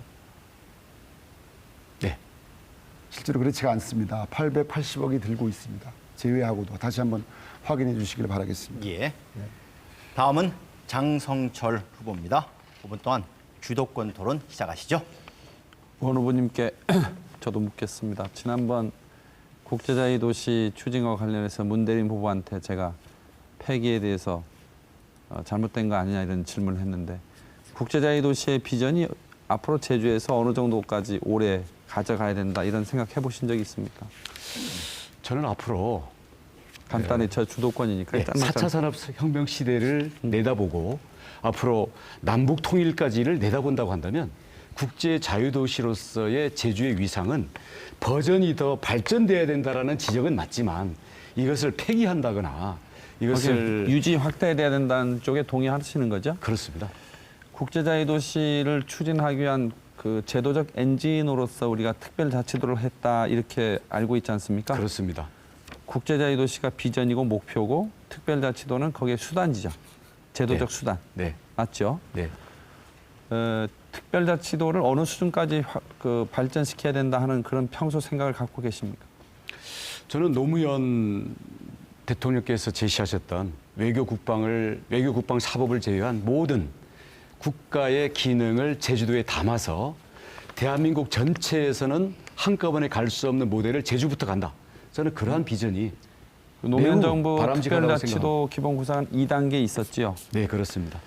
그래서 그걸 2단계의 그 내용을 구현하기 위해서 헌법 개정이 필요했고요. 그렇습니다. 제주 특별자치도 헌법적 지위 확보를 위한 노력 한 1년 이상 하셨지 않습니까? 그렇습니다. 지난번 문재인 대통령이 헌법 개정안에 그것이 반영이 안 됐잖아요. 반영이 안 돼서 도민적 대응이 필요하다 이런 말씀을 하셨습니다. 그 위에 어떻게 하셨습니까? 바로 우리 도지사 차원에서의 강력한 항의 성명을 냈고요. 예. 앞으로의 국회에서의 개헌 논의에는 저희가 직접 그 부분들을 노력하겠다. 개헌 논의에 개입하는 노력을 하겠다라는 입장을 밝혔습니다. 헌법적 지위 확보를 위한 헌법 조항의 대안으로 원희룡 도정에서 제시했던 거는 지방자치단체의 종류는 법률로 정하고 특별자치정부를 둘 수 있다 이런 문구를 냈단 말이죠. 네. 그런데 그게 중앙정부 가서 교섭을 할 때 지역 형평성 때문에 많이 부딪혔다고 고백을 하셨어요, 여러 번. 왜 그렇다고 생각하십니까? 실제 당시에 국무총리부터 반대를 하더라고요. 우리 제주 발전, 제주 지원위원회에서 토론을 하는데, 예. 그래서 그리고 법제처에다가 자꾸 유권 해석을 그러니까 물어보는. 지역 형평성을 들이댔던 논리가 뭐예요? 그쪽에서 안 해주는 논리가 뭐예요? 기억이 안 나세요? 그게 아니라 제주도 만 해주냐? 예, 제주도만 왜 해주냐 이거예요? 그렇죠. 자, 딴 그런데 데도 해달라 그러면 딴 데가 힘이 더 센데 어떻게 배겨내겠냐? 그래서 타협을 해서 제주 특별자치정부를 두는 게 아니라 특별자치정부를 둘 수 있다 이렇게 해서 시도지사 협의한테 동의받고 그거 했는데 결국 또 안 해주잖아요. 그래서 세종시랑 자, 손을 잡았죠. 이제 또 제가 말씀드리겠습니다. 원 후보님이 이 부분에 대해서는 정말 책임을 면할 수가 없다고 생각해요. 무슨 얘기냐면 원 후보께서 원도정 할 때 그 제안했던 그 조항은 만약에 헌법에 반영이 되면요. 다른 광역자치단체도 다 특별자치정부를 할 수가 있는 겁니다. 특별자치도는요. 다른 지역하고 다른 자치를 하는 거예요. 그래서 특별자치예요. 그래서 차등적 분권을 하는 거예요. 그런데 그런 조항을 갖고 하니까 제가 우리 김동철 원내대표나 박주단 대표나 바른미래당 지도부하고도 얘기를 많이 했거든요. 받아줄 수가 없어요. 원희룡 도정에서 그 제시했던 대안은. 왜냐? 그걸 받아주는 순간 중앙정부가요. 전라남도, 강원도, 충청도 모든 곳으로부터 요구를 받아요. 특별자치정부를 해달라. 중앙정부에서 수용할 수 없는 조항을 갖고 중앙정부하고 교섭을 했단 말이죠. 저는 이것이 헌법 개정안 조항에 반영되지 못한 아주 근본적인 이유라고 생각합니다.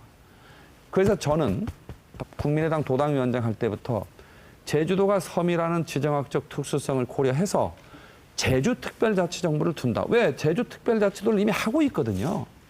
그래서 차등적 분권을 하고 있거든요, 우리가. 그래서 헌법 조항에도 그런 정신을 담아야 되는데 조금 안 해준다 하니까 논리적으로 약하다고 토로하고 인적 네트워크 없다고 그래서 그 정도 타협해달라고 요구했는데 받아줄 수 없는 조항을 갖고 결국은 무산된 데 대해서 더불어민주당 문재인 정부도 반성을 해야 책임을 져야 되지만 전 도정의 수장으로서 도민들한테 이 자리에서 좀 사과하길 요구합니다. 지적은 맞는 지적이긴 합니다만은 맞으면요, 사과하십시오. 제주 특별자치정부라는 것을 명시한 것은 아예 헌법 개정 특유의 상정도 할 수가 없는 게 우리 김동철 원내대표 현실이었어요. 동의했어요. 김동철 동의했어요. 원내대표의 힘으로 불가능했습니다. 요구도 안 해보셨습니다. 감사합니다. 마지막 주도권 토론은 김방훈 후보입니다. 시작하시죠. 네, 원 후보께 묻겠습니다. 그 지난해 8월 중공영제 실시하기 이전에 버스 회사에다가 보전 금액을 얼마씩 연회했는지 좀 말씀 좀 주십시오. 1년에. 보조금요? 예, 버스 회사 운영 보조금. 제가 정확한 현재 그 개별 그 단위 금액은 안 갖고 있는데요. 6대 도시의 평균 표준 운송 원가 그걸 기준으로 해서 타협을 했습니다. 아니, 그 제주도의 저 버스 운송업체에다가 보전해준 금액이 총액이요? 예. 200억이 좀 넘는 걸로 알고 있습니다. 저 중공이제 하기 전에요. 예. 한 200억 가량 되죠. 예. 그래서 지금 아까 문 후보께서도 880억 정도가 지금 보전이 되고 있다고 말씀을 하시는 게 크게 차이는 없습니다. 800억은 넘는다고 생각이 듭니다. 왜냐하면 월 70억 정도의 지출이 되고 있기 때문에 문제는 버스 중공 공영제를 해서 우리가 관리를 잘하고 또 공영제 실시한 효과가 분명히 나타나야 되는데 지금 주변에서 많은 걱정을 하고 있습니다. 왜냐하면 수익만 나면 해결된다고 하고 있지만 실제 흑자 경영하기까지 굉장히 많은 분들이 걱정을 하고 계십니다. 많은 도민들이. 두 가지 문제가 있습니다. 첫째, 어떤 문제는 관리 투명성입니다. 또 하나는 또 중공영제일 때 버스 회사인 운영 효율성 저하다. 이렇게 걱정들을 많이 하세요. 그럼 무슨 얘기냐면 손해나는 부분에 대해서 전부 도가 보전을 해주기 때문에 과연 버스 회사가 효율적으로 운영을 하겠는가? 물론 버스 회사에서 양심적으로 운영을 할 수도 있겠지만 현실적으로 그렇지 않다고 생각하는 도민들이 많이 계시기 때문에 이게 걱정이라는 얘기입니다. 두 번째 아까 말씀드린 관리 투명성. 물론 지금 현재 수익금 공동관리위원회에서 협의해서 관리하고 협의해서 만들어낸 그 사항들을 가지고 관련 부서에서 확인하고 보전 금액을 지출을 하는 걸로 알고 있습니다. 그 과정에서 과연 얼마만큼 보전 비용을 확정하기까지 투명성과 이런 부분들이 믿을 수 있는가 하는 그런 것들이 도민들은 걱정을 하는 겁니다. 그래서 과연 이게 서울시인 경우에는 12년 정도의 누적 적자금이 2조 지난번에 2조 8천억이라고 했습니다. 2조 7,300억 정도가 적자되고 있다는 말씀을 드렸듯이 이게 걱정되는 거예요, 도민들이. 그래서 이 부분들이 우리가 몇 년 해보고 빨리 정상적 궤도로 올라가기 전에 완전 공영제를 한다든지 변경을 해주지 않으면 많은 도민들이 걱정을 하겠다. 그런 뜻에서 다시 한번 설명의 기회가 필요하겠다는 생각입니다. 예. 그 투명성이나 그 경영의 효율성 이 부분은 정말 우리 준공영제의 큰 과제입니다. 이제 갓 시작했기 때문에 앞으로 개선을 해 나가는 과정이라고 말씀드릴 수 있겠고요. 여기에서의 적자 부분은 예를 들어서 다른 도시에서의 지하철이라든가 버스 같은 경우에는 적자의 폭이 문제이지 적자는 이게 공공재로서 기본적으로는 이것을 안고 들어가는 겁니다. 근데 우리 제주 같은 경우에는 지하철도 없지 않습니까? 그래서 현재는 연간 5천만 명이 안 되는 누적 이용 계획이 쓰고 있는데요. 만약에 1억 명, 1억 명 정도로 가게 되면 사실은 운송 수익만 가지고도 적자를 충분히 메꿀 수 있는 것으로 계산이 되고 있습니다. 그래서 앞으로 이 렌트카부터 줄이고 또 자가용도 줄여가면서 앞으로 버스 이용 계획이 어디까지 늘어날지 하는 데까지 해보고요.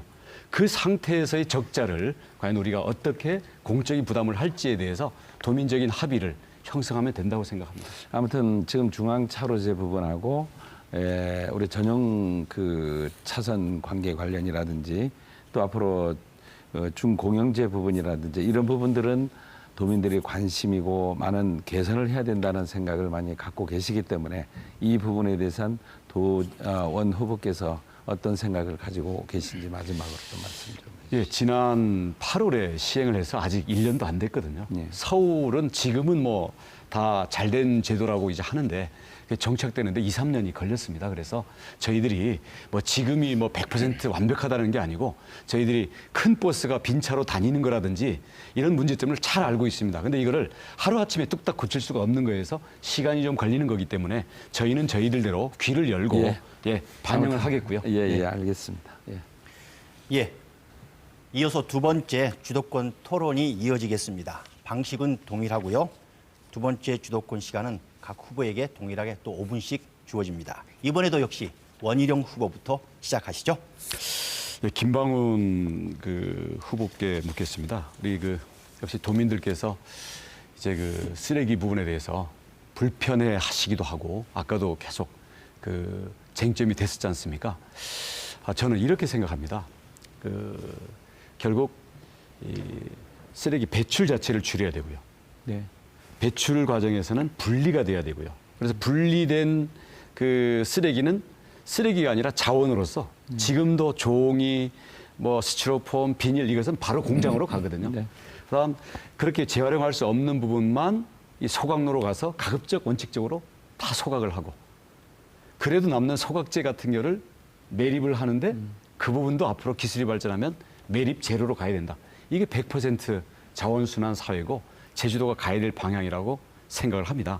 이 과정에서 현재는 어떻게 보면 첫 발짝을 띈 거에 불과하기 때문에 현재 주부님들이라든가 생활 시간대에 어떤 제약을 받는 우리 직장인들이 아주 불편하거든요. 그래서 이런 부분들을 저희가 보완하기 위해서 자원순환 도움센터라든지 이런 것들을 가지고 보완 조치를 취하고 있습니다만은 이 부분이 빨리 불편도 줄이고 안착되기 위해서는 저희는 시민 참여가 매우 중요하다고 생각합니다. 그래서 100% 자원순환 사회를 위한 도민위원회라든가 이렇게 해서 주부들, 직장인들 그리고 특히 현재의 쓰레기 배출 제도에 대해서 불만과 아이디어가 많으신 분들을 대거 참여시켜서 이 부분들을 개선해 나가는 게 필요하다고 생각하는데요.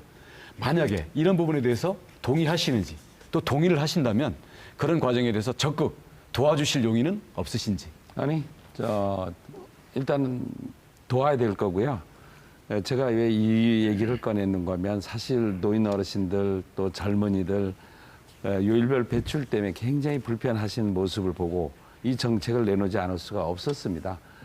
예를 들어서 젊은이인 경우에는 친구들과 치킨 사왔는데 버리려니까 비닐 버려, 종이 버려, 페트병 버려. 일주일 걸린다는 겁니다. 그래서 와 이건 아닌데 명함을 돌리면 진짜 폐기할 겁니까? 진짜 이거 폐기한다면 도지사 찍겠습니다. 투표하겠습니다. 이런 얘기가 나올 정도입니다. 할머니들은 특히 잊어버려서 가면 완장 낀 관리인들이 할머니 이번은 아닙니다. 이겁니다. 이렇게 해야 되는데 아유 무사 이거 지금 가져왔습니까? 이렇게 해서 짜증을 내니까 서운한 거예요. 할머니가. 그런 말을 들었을 때 공직자 출신으로서 굉장히 이건 아니다. 그래서 앞으로 비전은 우리가 유치원부터 어릴 때부터 항상 생활할 수 있도록 의식적으로 쓰레기 정책은 시작을 해야 되겠다. 그래서 어떤 상황이 되든 간에 아이들이 엄마 아빠 이거 쓰레기 이렇게 하면 안 돼. 이런 환경에서 쓰레기 정책이 나가고 분리수거하고 배출 적게 하고 이런 것들이 돼야 된다 하는 예, 생각이. 제주도고니까 네. 조금만 예, 더. 예, 예. 아까 바로 말씀하신 그겁니다. 뭐 캔맥주, 예. 치킨에 먹었는데 여러 종류별로 나오는데 이거를 매일 버릴 수 있게 하니까 사실은 그동안 다 혼합이 돼서 나와서 클린하우스도 넘쳐나고 봉계 매립장도 매립 연한에 비해서 넘쳐나고 아까 우리 문대림 후보님께서 지적하셨습니다마는 이게 온갖 섞여가지고 사실은 소각도 매립도 모두 포화가 되는 이런 상황이어가지고 이거를 계속 이대로 편리하다는 이유로 가서는 제주도가 쓰레기 천국이 될 수밖에 없다. 그래서 불편한 거 알면서도 일단은 이거를 첫 발을 띈 거거든요. 그 과정에서는 사실은 백인위원회를 통해 가지고 우리 시민들이 이런 아이디어를 제안하는 과정이 있었습니다.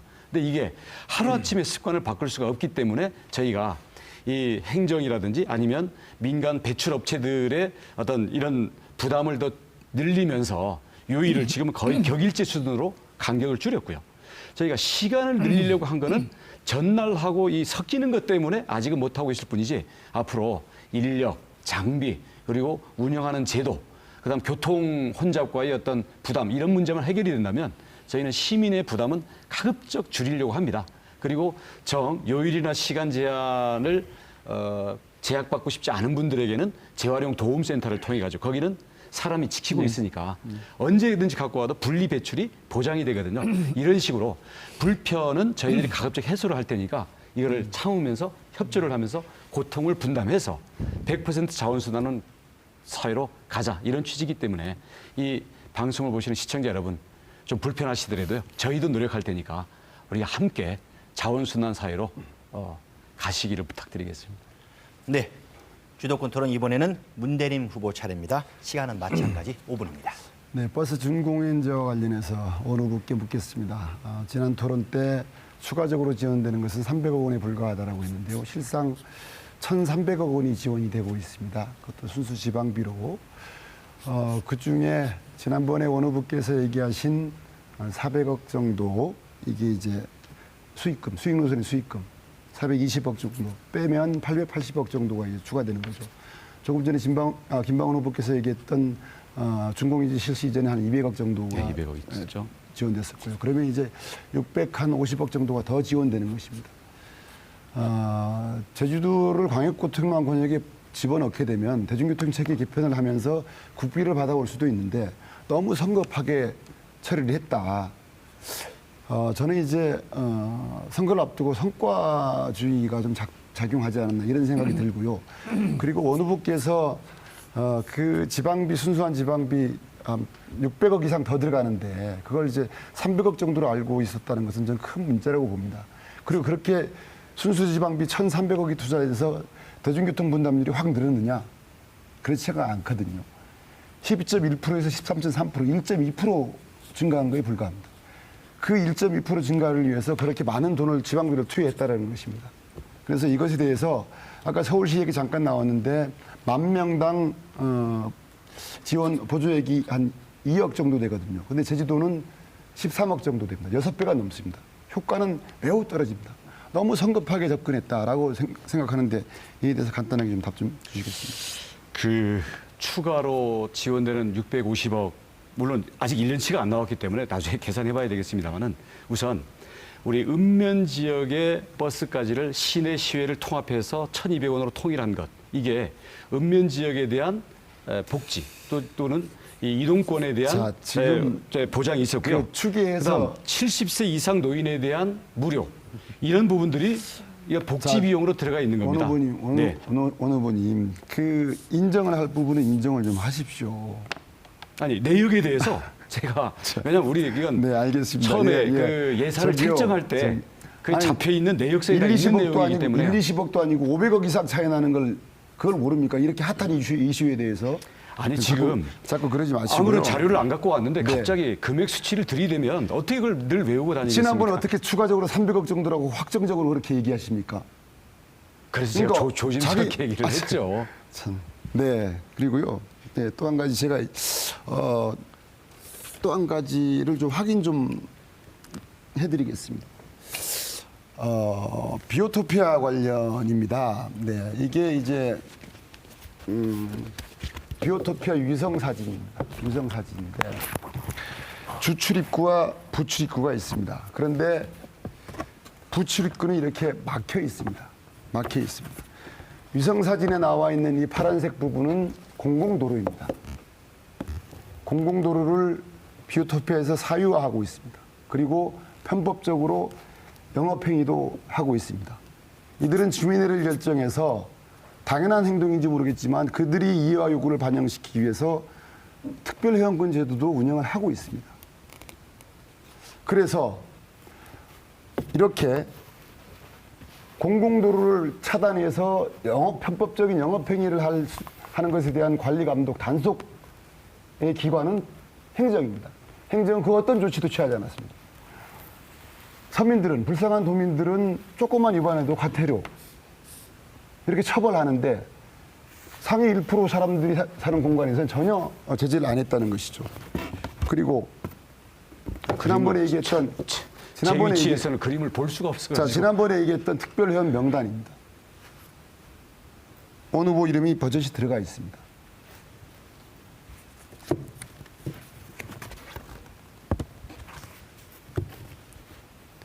단 원희룡 제주도지사는 배우자도 동일한 적용을 한다라고 나와 있습니다.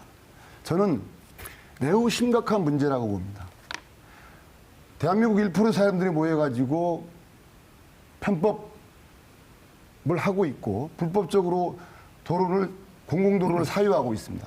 단속을 해야 될 도정이 손 놓고 있었고 특별회원 명단에 올라가 있는 것입니다. 이것에 대해서 솔직한 도민들께 입장을 좀 말해보시기 바라겠습니다. 이사회에서 결의를 해서 갖고 왔는데 제가 단번에 거절을 했다라는 건 말씀드렸고요. 그래서 공개검증 그 후에 하자는 제안을 했죠. 공개검증 하십시다. 검찰하세요, 검찰로. 그렇게 자신 있으면. 아니, 선거 끝난 다음에 검찰 수사가 시간을 무슨 다 의미가 있습니까? 쓰셨습니다. 자, 진위를 가리는데 왜 검찰 수사가 필요 없습니까? 다음은 장성철 후보 주도권 토론 순서입니다. 시작하시죠. 시간 마찬가지 원 후보님. 5분입니다. 제주특별자치도의 헌법적 지위 100년, 200년 미래를 위한 대단히 중요한 일이었습니다. 지금도 진행이 다 된 건 아니지만 예, 개헌이 안 아까 됐으니까요. 인정을 하셨다 그랬잖아요. 논리의 잘못을 인정하셨잖아요. 갖고 있었던 그 헌법 개정 조항으로 중앙을 설득할 수 없다 이렇게 인정하신 거죠. 문대림 후보는 지난번 저한테 인정하셨어요. 장 의원님이 하신 논리로 된다라는 것도 제가 확신할 수 없습니다. 김동철 대표나 우리 아니, 말씀을 계속 하십시오. 예. 바른미래당 지도부는 그걸 동의하셨는데 좀 잘못을 인정 안 하십니까? 그건 바른당의 저 입장이고요. 입장을 묻지 않습니다. 주도권 토론 저한테 있습니다.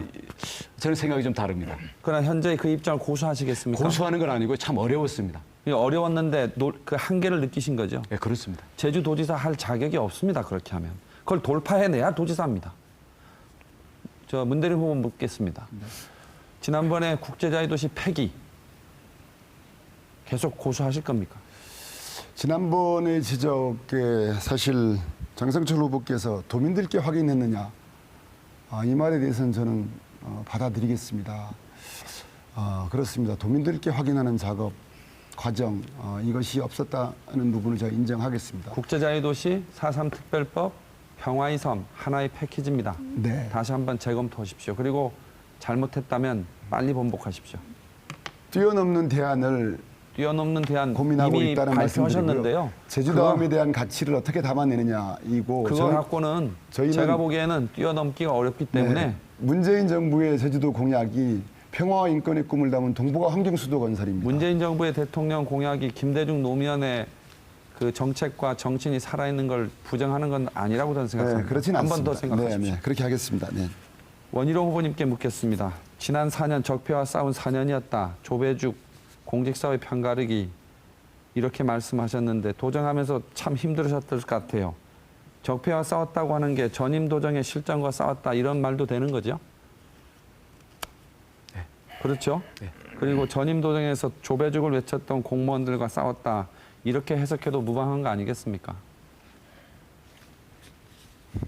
그 공무원들이 뭐 현재 그대로 공직에 있는 건 아니죠. 그러니까 어쨌든 원 후보께서 도지사직을 시작한 4년 전부터 입성하자마자 그 공무원들이 있었기 때문에 싸웠다 이렇게 표현해야 그렇게 해석하는 게 그거 당연한 거 아닌가요? 그거 아닌가요? 저는- 그럼 누구하고 싸우셨어요?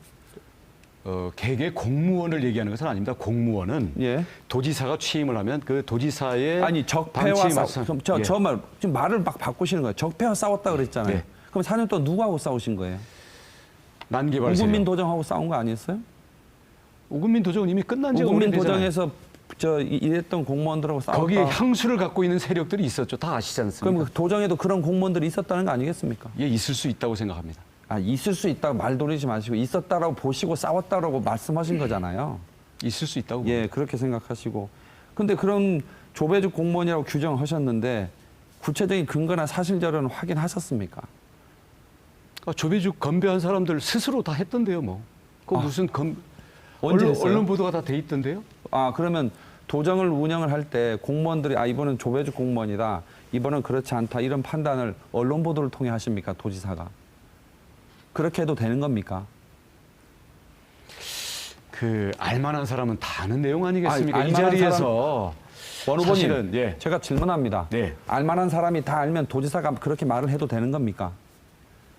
구체적인 근거 자료를 갖고 해야 되는 게 도지사의 자리입니다. 제가 네. 이 자리에 안 갖고 나왔으니까요. 나중에 제시를 하겠습니다. 그럼 하나 묻겠습니다. 감찰실에 있죠. 도청에 가면 감찰 공무원이 있죠. 또 예, 제주도 지금 감사위원회가 청년감찰관이 있죠. 있습니다. 예. 감찰실에서 나왔던 감찰 보고서나 감사위원회 감사 보고서 같은 걸 본 적이 있으십니까? 물론입니다. 거기에는 조배죽 공무원과 관련된 행태가 있습니까? 있었습니까? 이건 중요한 질문입니다. 과거의 감찰 보고서는 본 적이 없습니다. 그럼 그런 보고서도 안 보고 언론 보도만 보고 그렇게 말씀하신 거네요. 언론 보도뿐만 아니라 그래서 알만한 사람이 다 아니까 그냥 나도 얘기했다. 수많은 사람들의 증언을 들은 바가 있습니다. 그 증언 확실하게 공개하실 수 있습니까? 자, 그럼 그걸 하나 왜- 묻겠습니다. 그걸 왜 전임 도정에 제가 왜 그걸 공개를 해야 자, 됩니까? 실명으로 얘기하겠습니다. 김영주 비서실장이 있었습니다. 우금민 도지사 때. 그분도 저 적폐 공무원이었습니까? 조배죽 공무원이었습니까? 그렇게 오해들을 하고 있어요. 저는 그 개개인을 뜻하진 않습니다. 그러면요. 구체적인 근거 보고서 없이 이제까지 말씀한 거에 대해서요. 7천 공직자 앞에 사과하셔야 됩니다. 그런 말씀은 정확한 자료가 아니면 하시면 안 되는 거예요. 도지사로서의 기본입니다, 그게. 예, 마지막 주도권 토론 김방원 후보입니다. 5분 동안 주도권 토론을 진행하시면 됩니다. 예, 우리 장성철 후보도 마찬가지겠고 문 후보도 마찬가지일 겁니다. 우리 원 후보도 마찬가지겠지만 그 다니면서 자기 정책, 저도 포함됩니다. 후보자들도 전부 전 후보자가 마찬가지겠지만 도민과 유권자를 만나면 또 단체를 만나면 너나 할 것 없이 공약을 하는데 예산에 수반된 공약을 합니다. 예를 들어서 우리 원 후보께서 내놓으신 재정 관련 공약을 보면 택시 회사의 신규 근로자 생활 임금 보장 하겠다. 10년 이상 근속자 5만 원 지원하겠다. 월. 그리고 카드 수수료 통신 비용 지원한다. 블랙박스. 청년 수당 5천 명에게 50만 원 6개월 지원한다. 또 학생 교재 교육비 초중 고등학교 30만 원, 40만 원, 50만 원. 또 모든 신혼부부 희망자에게 전세자금 대출이자 지원. 70세 이상 보금자리 정책 세대당 500만 원 개보수 사업 지원. 이와 같이 재정이 들어가는 그 예산 정책들이 수도 없이 많습니다. 후보자들끼리 내놓는 정책을 예산을 전부 수합해 보면 우리 재정 거덜납니다. 과연 이렇게 해도 되는가? 이 오늘 방송 선관위에 관련되신 분들도 아마 지켜보고 계실 겁니다만은 정책을 제도를 바꿔야 되겠다. 모든 후보들이 이렇게 내놓는 정책들이 과연 신뢰성이 있는 것인가? 집행기관에서 내놓는다고 하더라도 도의회, 도민이 대의기관인 의회를 걸쳐서 승인이 난 다음에 집행할 수 있는 예산인데 선량한 도민이나 유권자들은 믿거든요. 믿고 선거에 대한 분위기를 바꿔놓습니다. 과연 이래도 되는 건지 하는 생각을 안 들 수가 없습니다. 그래서 저는 제도도 제도지만 우리 후보자들끼리 이런 부분들은 서로 자중을 해서 뭐 종교계 분도 종교계 쪽도 가서 공약하고 또 단체도 공약하고 이건 아니다. 이런 생각을 갖습니다. 이 부분에서 일단은 우리 장 후보께 의견을 듣고 싶습니다. 어떤 생각을 갖고 계신지. 예산과 공약의 실효성에 대해서 네. 말씀하시는 거죠? 네. 퍼주기 공약은요, 제주 경제 파탄냅니다. 제주 경제를 망칠 수도 있고요. 그래서 정확한 그 민간 기업, 민간 경제를 활성화시키는 데의 역할에 어쨌든 행정은 역할을 해야지 행정이 과도하게 예산을 남발하고 그걸 통해서 재정 투입을 과도하게 해서 장기적으로는 성장의 동력을 갉아먹는 그런 공약, 전 도민들께서 엄중하게 심판해 주셔야 된다고 네, 생각합니다. 좋습니다. 주도권 토론이기 예. 때문에 우리 문 후보님 혹시 어떤 생각을 갖고 계시죠? 네, 저는 정책은 도지사의 정책은 국가의 정책과 연동해서 좀 갈 필요가 있다라고 봅니다. 그래서 국비를 적극적으로 확충을 해와야 된다고 봅니다. 민선 4기 국비 증감률이 6%대였습니다. 5기도 거의 6% 수준이었습니다. 6기 때는 2%대였습니다. 도지사가 얼마나 지역에 헌신적으로 지역 예산을 위해서 뛰느냐. 물론 공약을 남발하는 것도 문제입니다만은 본인이 던진 공약에 대해서 얼마나 실천하기 위해서 중앙정부가 절충하느냐. 이것도 중요한 요인 중에 하나가 된다고 저는 예, 생각합니다. 좋습니다. 원희룡 후보께서 좀 이 부분에 대해서 좀 말씀 좀 해주십시오. 예, 제가 그동안 제주 경제의 성장의 열매를 도민들의 소득과 일자리로 직접 돌려드리기 위해서 사실 예산이 들어가는 공약들을 많이 제시를 했습니다. 하지만 그 과정에는 예산을 정밀하게 계산을 했고요. 그 부분들이 재원을 어떻게 확보할 것인지 4년 내에 확보할 수 있는 방안에 대해서도 저희는 나름대로 큰 그림을 다 그리고 있다고 감히 말씀드릴 수 있습니다. 참고로 지난 4년 동안의 공약 이행률 전국 1위였습니다. 앞으로의 4년간의 임기에도 공약 이행률 1위 반드시 지키겠습니다. 믿고 지켜봐 주시고요. 그동안 제주의 경제의 성장의 열매를 이제는 밖으로 유출시키는 게 아니라 도민들께 특히 어려움을 겪으시는 우리 청년, 부모 세대들 그리고 아이 키우는 엄마들, 어르신들께 저희들이 직접적으로 돌려드리겠습니다. 예, 좋습니다. 그 유권자 여러분 그렇습니다. 도민 여러분. 이 공약, 빈 공약이 되면 안 된다고 생각을 합니다. 가는 곳마다 예를 들어서 기회 있을 때마다 정책을 얘기하고 지원 얘기를 합니다. 이 부분에서는 옳지 않다고 생각하기 때문에 유권자분들께서 판단해 주시기 바라겠습니다. 예, 벌써 약속드린 100분이 다 되고 있습니다. 이제 마무리 발언을 해야 될 것 같은데요. 후보들께 20초씩 드리겠습니다. 짧은 시간입니다. 기호 1번 더불어민주당 문대림 후보, 먼저 마무리 발언 20초 시작해 주시죠. 존경하는 도민 여러분, 소통형 리더가 필요한 때입니다. 저 문대림 도민과 소통하고 공감하겠습니다. 중앙정부와 소통하고 공감하겠습니다. 지방과 중앙을 넘나드는 그러한 인적 네트워크로 제주도의 이익을 위해서 최선의 노력을 다하겠습니다. 제주도의 실익적 선택, 문대림이 되겠습니다. 편한 밤 되십시오. 자, 이번에는 기호 3번 바른미래당 장성철 후보 순서입니다. 도민 여러분, 6.13 이번 지방선거에서 패거리 기득권 정치 세력의 포로에서 과감하게 벗어나겠다고 결단해 주십시오. 그래서 새로운 실용과 개혁의 도정 세우겠다 결심해 주십시오. 그 중심에 바른미래당 장성철 후보가 있겠습니다. 도와주십시오. 열심히 하겠습니다. 자, 기호 2번 자유한국당 김방훈 후보 말씀해 주시죠. 도민 여러분, 토론회 잘 보셨습니까? 공직 생활의 힘은 청렴과 성실이었습니다. 이번 선거는 사람과 정책을 보는 선거가 됐으면 하겠습니다. 열심히 해서 도민의 행복한 제주를 위해서 노력하겠습니다. 관심 부탁합니다.